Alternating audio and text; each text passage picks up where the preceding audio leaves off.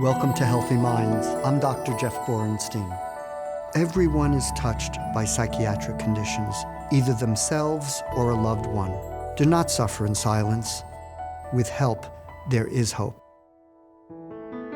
Today on Healthy Minds, You want to make it clear that A, you're not alone. B, we know a lot about these illnesses. C, they're treatable. D, you've really got to get treated. How can you decrease some of the prejudice and stigma around these illnesses? One thing is just to be direct and to be aware of how much science there is behind these illnesses, not have this kind of big fear factor. that's today on Healthy Minds. This program is brought to you in part by the American Psychiatric Association Foundation and the John and Polly Sparks Foundation.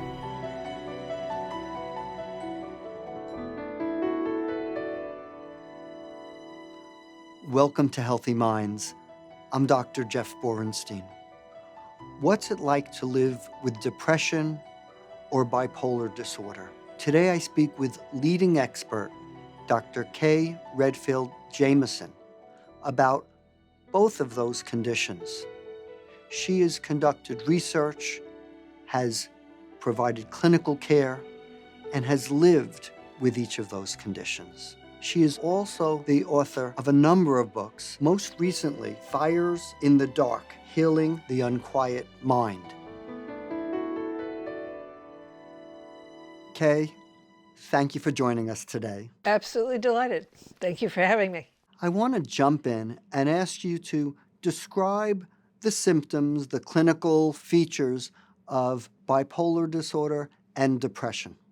Depression is an illness that's really characterized by inertia, by hopelessness, particularly by irritability, less by sadness than a certain morbidity, often a fixation on death and dying. It's characterized by changes in not only in mood, but activity. So people really slow down. It's like a hibernating bear. People who may ordinarily be very active and outgoing and involved in their environment and friends start withdrawing more and more and more. So one of the things that family members notice, for example, is that an adolescent or a young adult is not available to them the same way. They're in their rooms much more, and their friends may notice that as well. There's a slowing down in every aspect of life in terms of thinking. One of the things that's probably not focused enough on in depression is the cognitive or the thinking effects of depression, that people really can't concentrate in the same ways that they ordinarily do. They can't think, they ruminate, they go over and over the same thoughts, and again, can often start thinking about suicide in a way in which would have been inconceivable to them when well. So it's a debilitating illness. It's an illness that at its extremes can be psychotic. People can be delusional and hallucinate. That's more unusual. But I think the most important thing about depression is that it's treatable, and that it's a painful illness to go through. It's a painful illness to be around. It's very difficult to watch people suffer from depression, and it's obviously far more difficult for people involved who have it. Mania on the other side, so bipolar illness is characterized by not only by depression, but by periods of mild to severe mania. By mania, it's in many ways the exact opposite of depression, not in all ways, but in most ways. So that instead of slowing down, people speed up. They start thinking far more rapidly than usual. Their thinking starts speeding to the point that it gets out of control. They can't control their thinking. It's impulsive. People's mood tends to be either very irritable and very paranoid and aggressive, or euphoric and expansive and grandiose. People tend to think that they have powers that they clearly do not have. They alienate people, they charm people, and they alienate people, depending on the severity of the illness. So when people are mildly manic, people tend to be drawn to them because of the high energy, the high voltage, the charm, and so forth.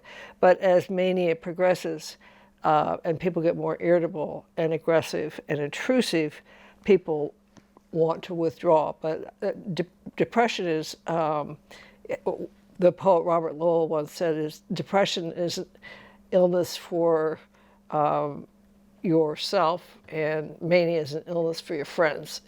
Mania causes you to act upon the world in a impulsive, bad judgment, aggressive, sure of oneself to an excessive degree sort of way. Excellent descriptions on both. And I'd like you to speak a little bit about how very common these illnesses are. How many people are affected by both of these conditions? So depression is particularly common and is often called the common cold of psychiatry, exactly because of that. And so it's certainly not limited to being seen by psychiatrists or psychologists. Many people in internal medicine and general practice and OBGYNs, I mean, it's seen across widely by other doctors because it is so common. And it affects, depending on whose study you're looking at, in the case of women, maybe 1 woman in 5 will have an episode of major depression. When men, less than half of that. But that's very, very common by any kind of public health measure. It's a very common illness. Bipolar illness, these classic forms of bipolar illness, where you're talking about depression as well as kind of classic mania, not the milder forms, about 1% of the population across the world. And in the milder forms, where you're looking at the milder forms of mania, it's about 1 to 3% addition on top of that. So again, bipolar illness is a common illness. It's not nearly as common as depression. But both of these conditions are things that affect many, many, many people. And if you yourself aren't depressed, you are going to know someone who's depressed. I mean, if you've got your eyes open. Everybody has a friend or loved one who has depression or bipolar or many of the other psychiatric illnesses. It affects all of us. Absolutely. And I'd like you to speak about the typical age of onset, because this is an important issue as well for both depression and bipolar disorder. Yeah, I think in terms of, public awareness and public health awareness, one of the most important things about all of the psychiatric, or almost all of the psychiatric illnesses, is they affect youth.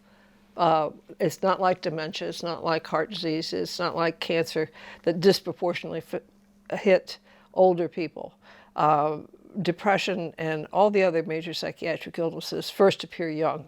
So that the average age of onset for bipolar illness, 18, 19, 20. The average age of onset for depression, slightly later than that. But by anybody's standards, you're talking about illnesses that hit young. In the case of bipolar illness, are recurrent and will come back again unless they're treated. Again, the good thing is that they are treatable, but if they aren't treated, they will come back again. So they're recurrent. They tend to come back in more aggressive form often. So you've got kids in college who are, kind of at the height of their intellectual functioning in some ways, and social functioning and learning and trying to take the world in, who get depressed and all of a sudden can't keep up with their classmates, can't keep up with their roommates, fall further and further behind, and get deeply frustrated. In addition to the pain of depression, just the frustration of being around normal people at that age is particularly demoralizing. And as you said already, one of the symptoms is difficulty concentrating, and when you're in college or grad school, you need to concentrate, and that symptom gets in the way of a person's studies and ability to learn. Yeah, and I think that's just not mentioned nearly often enough, because the mood symptoms of depression are the ones that you feel so intensely. The hopelessness, the despair, and the sense that you can't do anything. But if you're trying to function in any kind of world where you're using your brain, which is most of the world, it's really very, very, very bad. And I think colleges don't tend to put enough of an emphasis on the tremendous disadvantage that these kids have when they're depressed. I want you to share with us, because I know that you speak to college audiences and you speak to medical school audiences, again, young adults.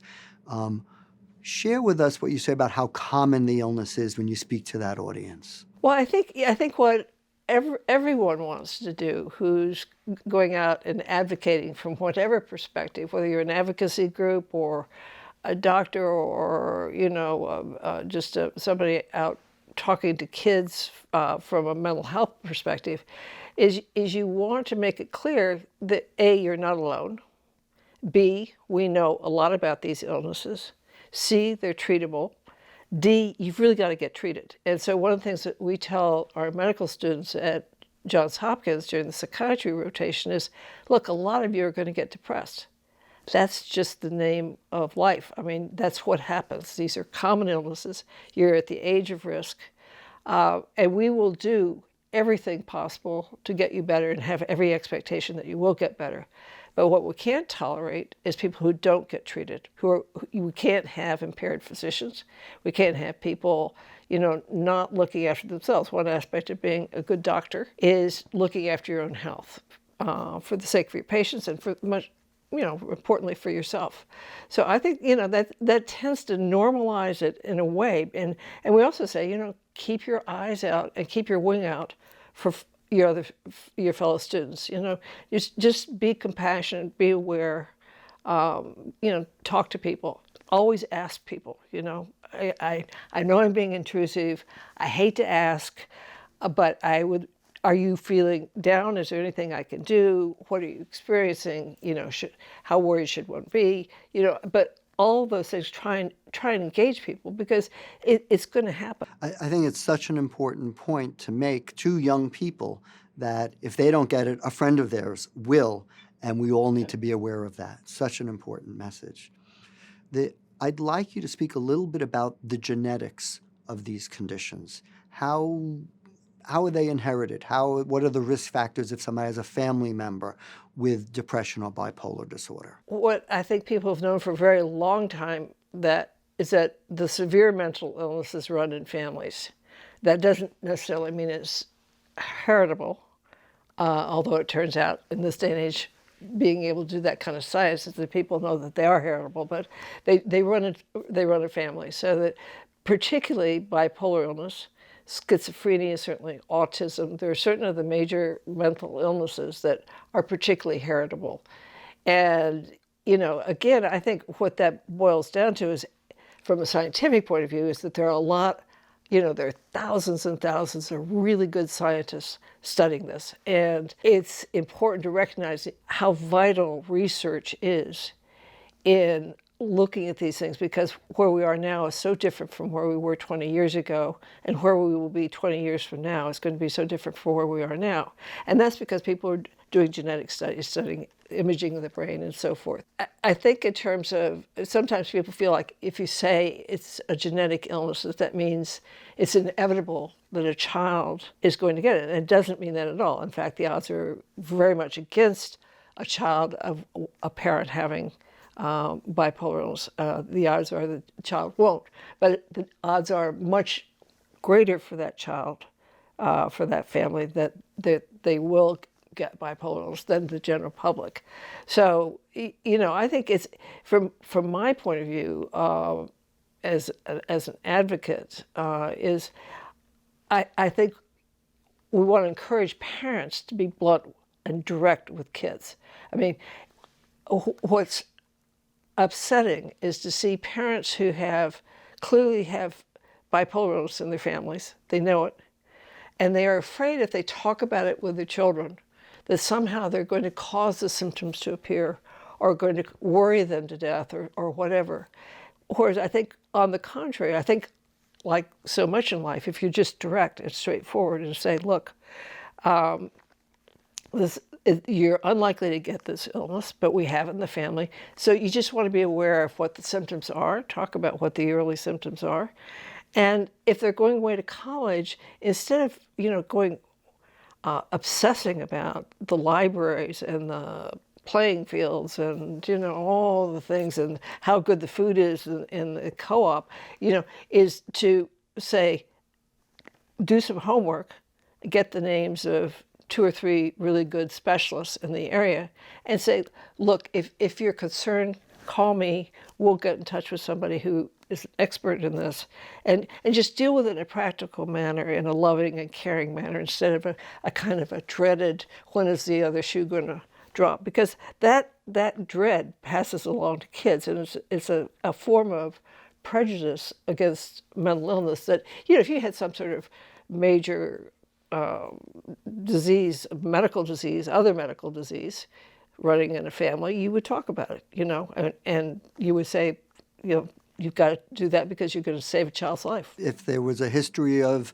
heart disease, you wouldn't hesitate to make sure Exactly. that the person's having a proper diet and controlling blood pressure and other risk factors, and we should be doing the same for psychiatric conditions as well. Exactly, and just be direct about it. I think, if you talk about how can you decrease some of the prejudice and stigma around these illnesses, one thing is just to be direct and to be aware of how much science there is behind these illnesses, and be compassionate, but not have this kind of big fear factor. One of the important issues in depression and in bipolar is the issue of suicide risk and suicide prevention.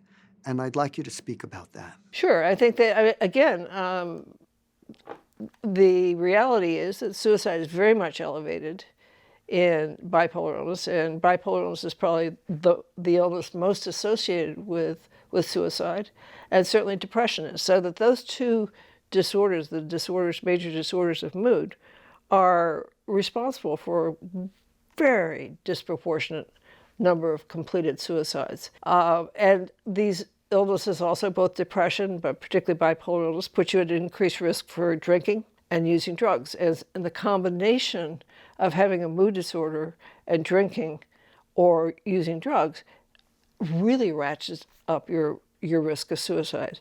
So again, I think you want to always leave a wide open highway to ask parents or friends about, or to talk about suicide in a direct sort of way, and say, this is not to put any kind of idea in your head, in the same way that a clinician would. This isn't to suggest that you have been feeling this way, but if you have been feeling this way, I really would need to know about it. We need to do something about it.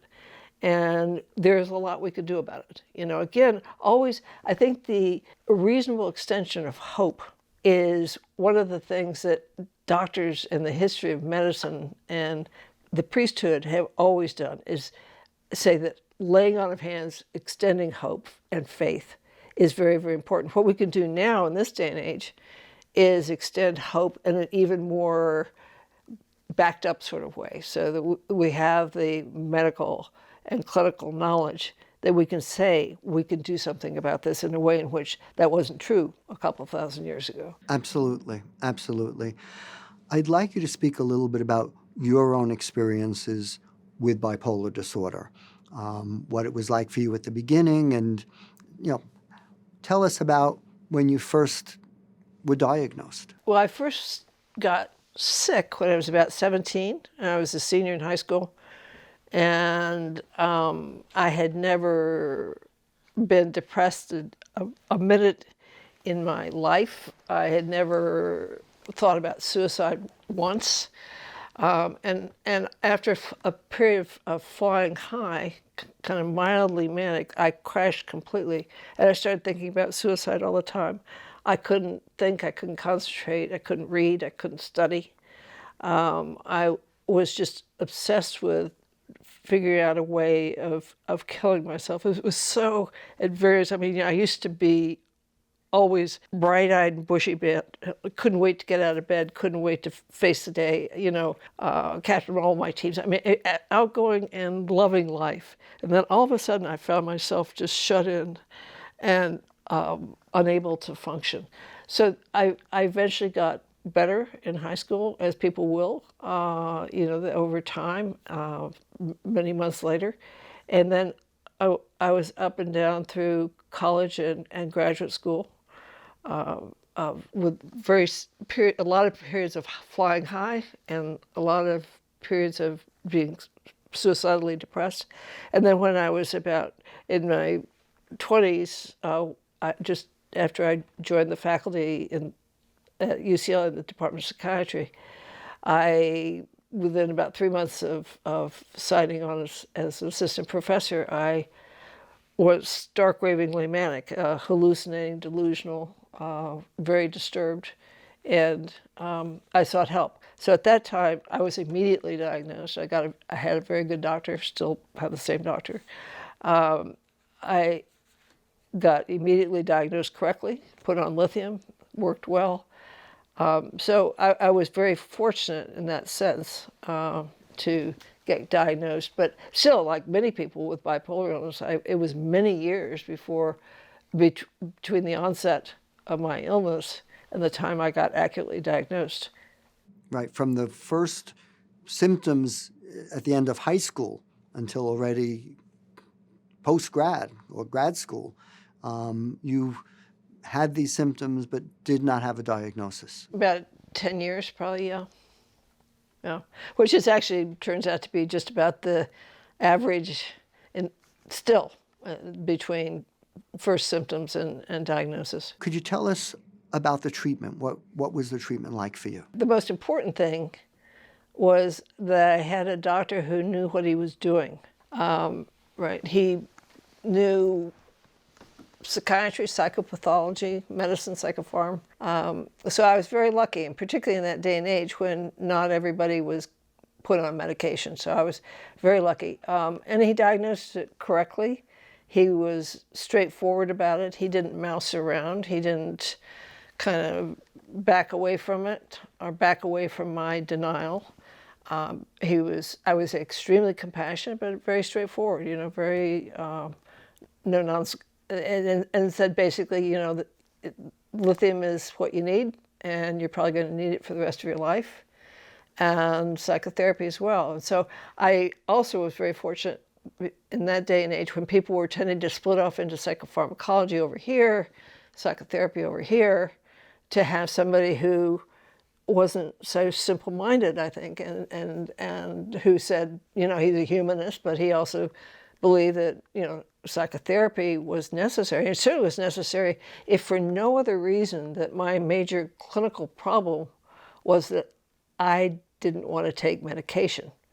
You can't address that with medication. You can only address that with psychotherapy.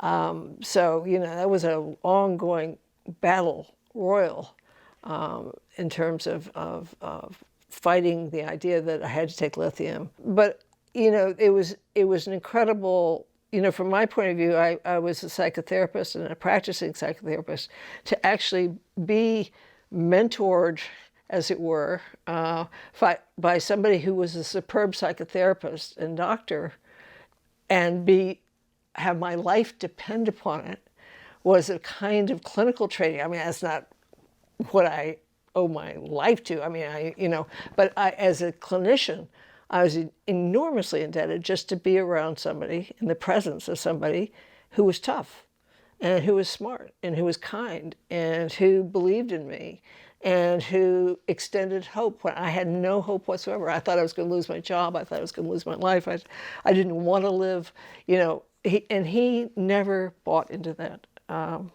Somehow or another he believed. I don't know why. Well, he was right, obviously, and I think the point you make is so important, that the hope, realistic hope, but hope is so important, and that with treatment, that hope comes with treatment.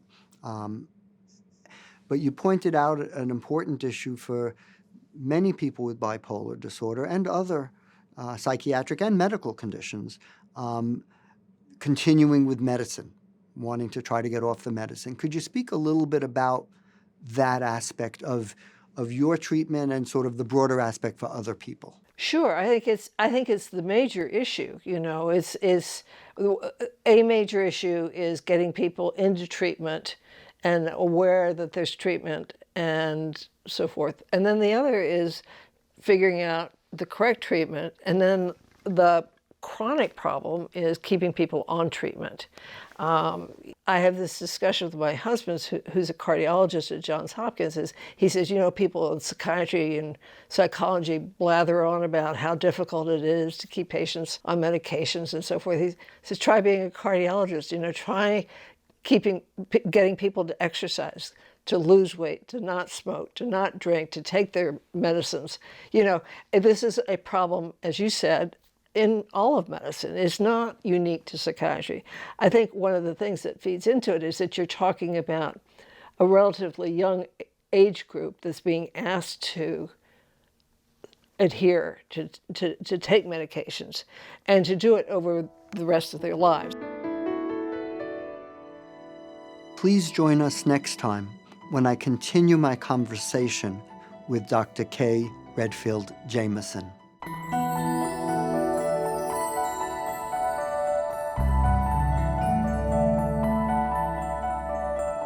Do not suffer in silence. With help, there is hope.